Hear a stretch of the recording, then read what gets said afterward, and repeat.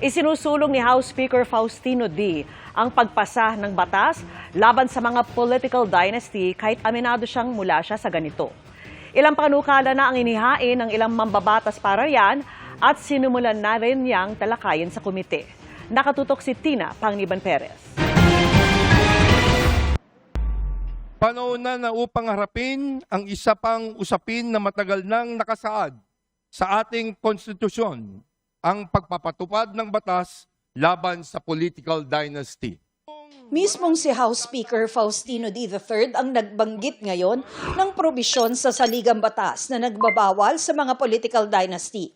Pero nakalagay rin kailangang tukuyin ng isang batas ang definisyon nito, bagay na 38 taon nang hindi nililikha ng Kongreso.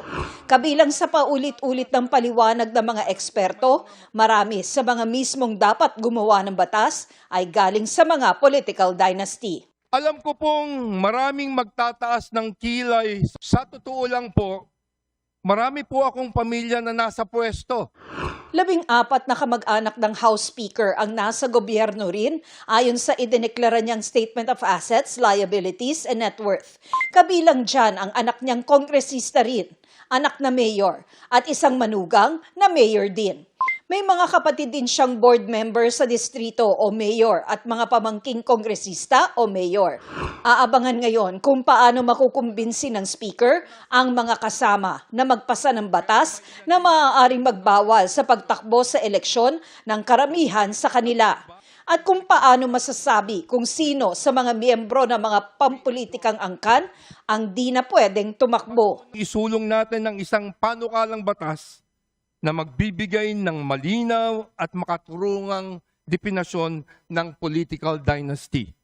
Ngayon pa lang, may mga mungkahi ng definisyon sa mga anti-political dynasty bill na inihain na kanina ng ilang mambabatas. Kabilang sa mga gustong bawalan tumakbo. May incumbent kang kamag-anak, gusto yung tumakbo sabay. Pag ikaw ay magsasucceed sa isang posisyon na kamag-anak mo or meron kang kamag-anak na nag-hold pa ng ibang posisyon. Kapag hindi sila nag-agree dito, ibig sabihin baka guilty. Bukod sa mga inihain ngayong araw, may mga katulad ng panukalang inihain ang 6 na iba pang mambabatas. Pagpunto ng isa, galing sa political family mismo ang Pangulo at ang Vice-Presidente. Ang hamon ko kay Pangulong Marcos, kung gusto mo talaga ng reforma, dapat magsimula ka sa iyong sariling pamilya. Ganon din si BP Sara.